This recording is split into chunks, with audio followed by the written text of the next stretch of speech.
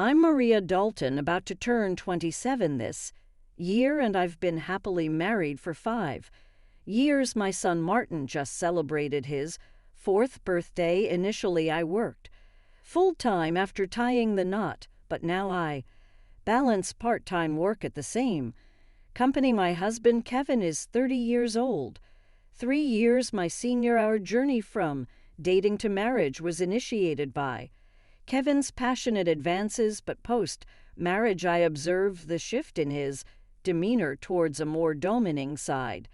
Kevin has a 20-year-old sister named Jane Dalton, and their age gap seems to contribute to a somewhat indulgent relationship on Kevin's part. Before marriage, I didn't mind Jane's frequent visits and assumed they got along well. However, after tying the knot, I started noticing changes in her behavior. Jane often drops by unannounced at any time and expects to be served without ever bringing a token of appreciation. Kevin, rather than addressing this situation, expects me to accommodate her demands. Jane acts as though I'm invisible, addressing only Kevin with a casual "brother, I'm here again." Despite not preparing for an additional guest, I end up serving dinner to Jane. Kevin, instead of understanding, blames me aloud, insisting I should have been more considerate. Despite Jane's verbal apologies, it's evident she relishes Kevin's preferential treatment. Left with leftovers, I prepare my own meal while Kevin and Jane continue their chat on the sofa, leaving the dining table messy. They never acknowledge Martin or me, treating us more like hired help than family. One evening, as I'm about to take a bath with Martin, Kevin interrupts, loudly instructing me to buy a cake for Jane. Despite it being late, Jane insists on having it immediately. Kevin blames me for delaying, and feeling compelled, I reluctantly head to the cake shop with Martin and To. Overhearing their conversation, I learned they're criticizing me for being inconsiderate and questioning the decision to marry me. Meanwhile, Martin, though unable to grasp the words, senses tension in our relationship. Suppressing my emotions, I ask him about his cake preference, and he cheerfully requests one with lots of fruits. Our trip to the cake shop was filled with discussions about cakes. Momentarily pushing aside Kevin's early words, Martin and I arrived just before closing time, fortunately finding the cake Jane desired. We purchased 2 cakes, including the fruit-loaded one Martin wanted back home. I served the cakes to Jane and Kevin, then prepared Martin's cake and headed to the dining room. The moment I placed it in front of Martin, Jane pointed and expressed her desire for that cake. Before I could react, Kevin moved Martin's chosen cake in front of Jane. Disregarding Martin's protests, Kevin justified his action, claiming he bought the cake with his earnings and had the right to choose for Martin. Unable to contain my emotions any longer, I voiced my dissatisfaction. In response, Kevin threatened with divorce. Martin, who had stopped crying, anxiously held my hand and then, after some thought, said, "Mom, and also love cake with strawberries on it." "Yes, it's really delicious." He mentioned this while eating a cake initially wanted by Jane. Feeling that Martin was enduring too much, I lifted his cake plate. When I saw Jane reaching for it, I took Martin to the next room so he could enjoy his cake in peace. Kevin apologized to Jane, claiming he was sorry for being stingy. Despite wanting to retort, I held back for Martin's sake. Watching Martin innocently enjoy his cake was a heartwarming sight. After finishing the cake, we decided to have a late bath and sleep in Martin's bed. The next morning, I discovered Jane had already left. As I prepared breakfast, I heard Martin crying. Shockingly, his piggy bank, a gift from my father, was broken and the saved money was gone. Martin, who always said good night to the piggy bank, was left heartbroken. When I questioned Kevin about it, he casually mentioned that Jane needed some money, so she took it from the piggy bank. Holding a crying and shaking Martin, I felt his pain so acutely that I cried with him. It was painful to witness Kevin prioritizing and caring for his sister more than our son, expressing my anger and sadness. I confronted Kevin, breaking my usual silence on arguments in front of Martin.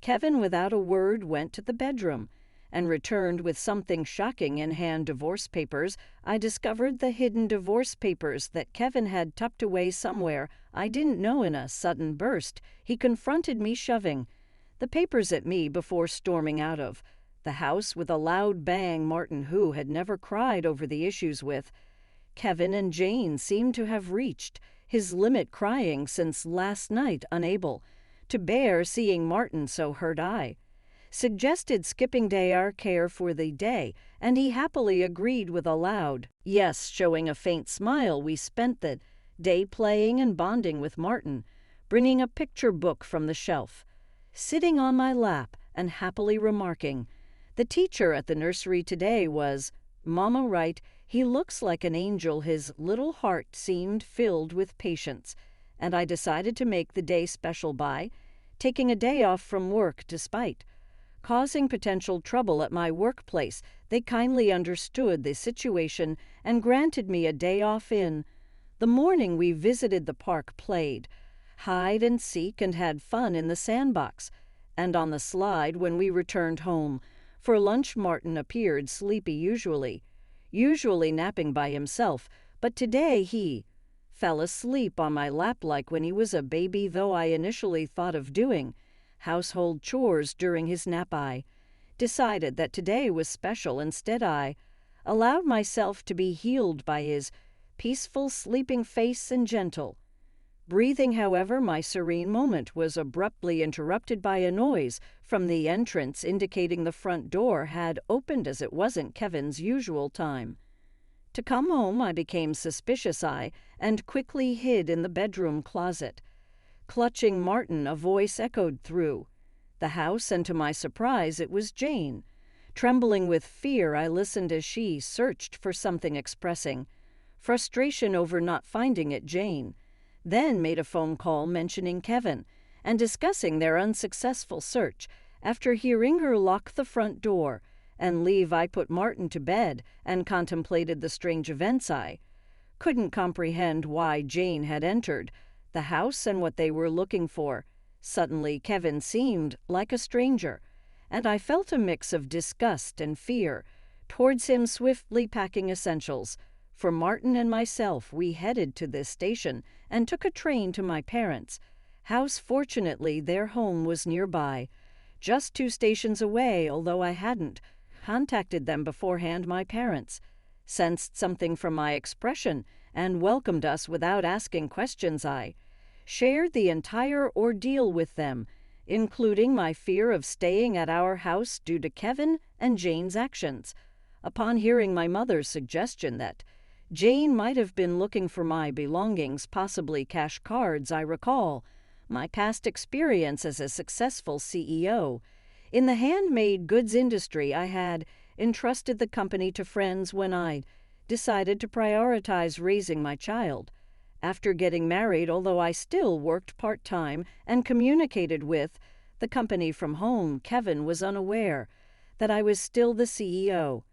I discovered the hidden divorce papers that Kevin had tucked away, suspecting that he thought I had a decent amount of savings. While I've mentioned to him that I still receive some assistance from the company, I've deliberately kept the details about being the CEO and my savings private. This secrecy stems from realizing early in our marriage that Kevin struggles with managing money and tends to spend everything he earns. Kevin at first provided only $20 a month for food expenses and even suggested I quit my job to become a full-time housewife. However, with the financial strain of raising Martin and only $200 for food, I never agreed to be a full-time housewife. Eventually, he reluctantly allowed me to work part-time, and to ensure I wouldn't consider divorce, he had me sign a postmarital property waiver through a lawyer. Since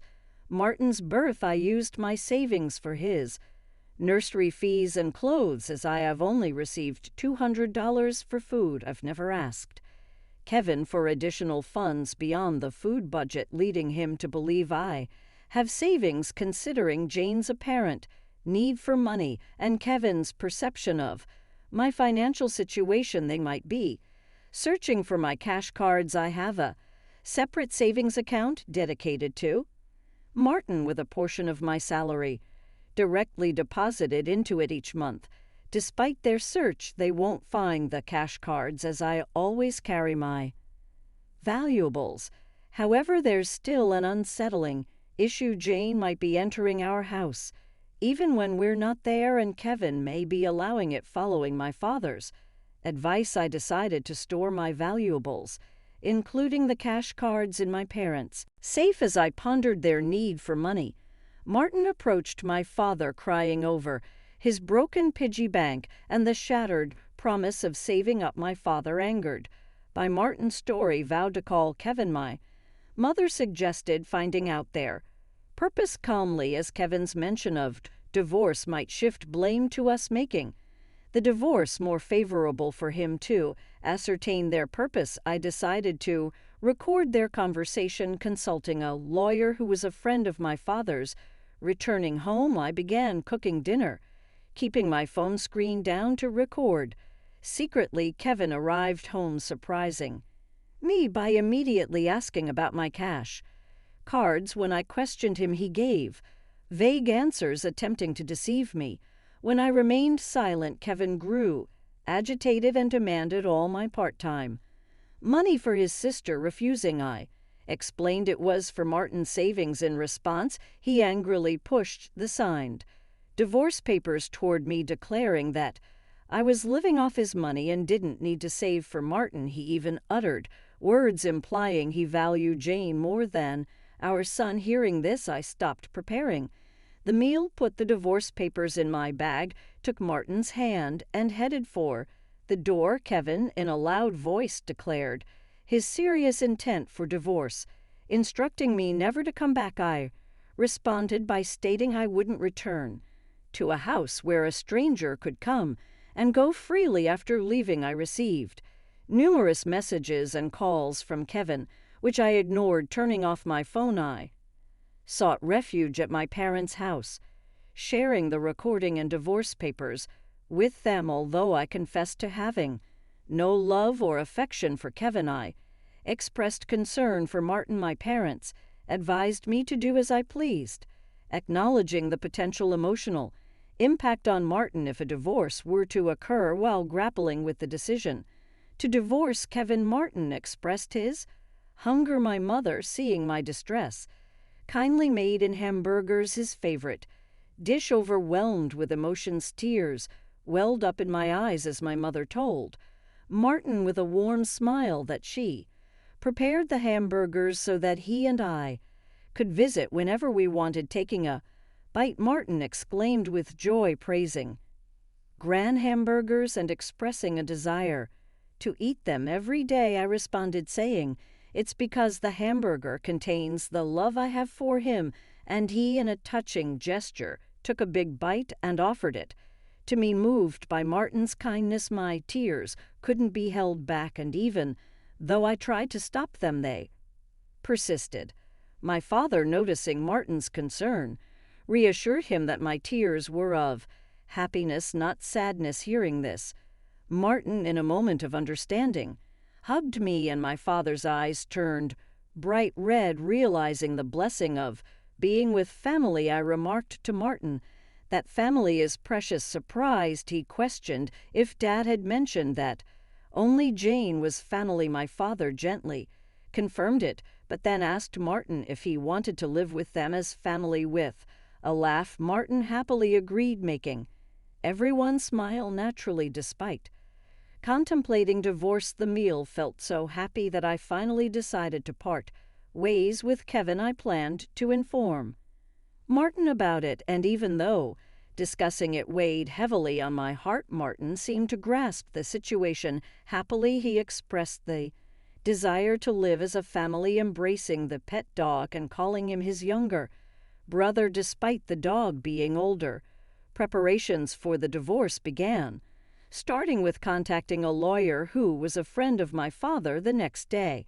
We formalized the contract and my father, and Martin shared comforting laughter, while I laid in bed reminiscing about my childhood the following day. Upon checking my smartphone, I found over 200 calls and messages from Kevin showcasing his emotional instability. Exhausted, I turned off my phone, and with the lawyer's assistance, we explained the situation to my parents. Jane had accumulated significant debt from a casino and shopping addiction, and Kevin acted as her guarantor, planning to use my savings. The lawyer confirmed that the divorce papers had already been submitted, and Kevin sobbed upon realizing it was finalized. Despite expecting disagreements about child support, he signed a pledge to pay $340 to Martin every month. In a subsequent call from Kevin, his tone lacked aggression, and he calmly admitted to financial manipulation and explained his complex feelings toward Jane. I firmly asserted my decision not to reconsider and heard his faint sobbing before he wished me happiness and hung up, remaining strong until the end. I discussed future plans with my parents and decided to stay with them until Martin grows up. I resumed my role as a company president and later learned that Kevin and Jane had informed their parents about the divorce and debt, resulting in dissownment. Today, I find happiness being with my family.